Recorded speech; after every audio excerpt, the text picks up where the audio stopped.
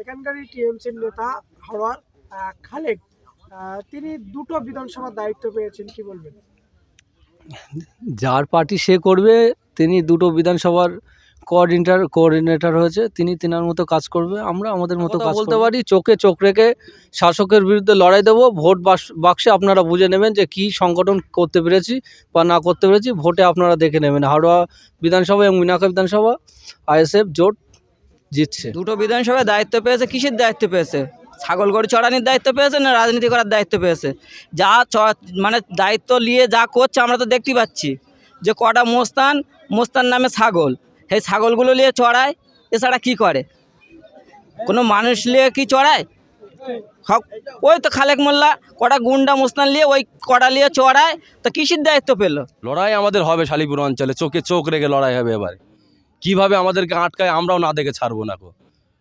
লড়াইয়ের ময়দানে হবে, তারপর যে আসে আমরা দেখে নেবো। এখন সামনে 26 ইলেকশন, ওনাকে দিয়েছে যাতে মানে একটু মারপিট করতে পারে, মানে আইএসএফের ছেলেদেরকে মেরে ধরে একটু দমকে রাখার চেষ্টা করতে পারে, সেই কারণে ওনাকে দিয়েছে। আমরা তো বুঝি যে এই মমতা সরকার আজ পর্যন্ত মুসলমানদের কোনো উপকারই করেনি, ওর থেকে ক্ষতি করেছে। তাই সেই মারপিটটা বাঁধানোর জন্য আগামী দিন মানে 26-এ মারপিটটা করানোর জন্য ওনাকে দায়িত্বটা দিয়েছে, যাতে এখানে মারপিটটা উনি করতে পারে। ওটাই তো উনি করতে পারে ভালো।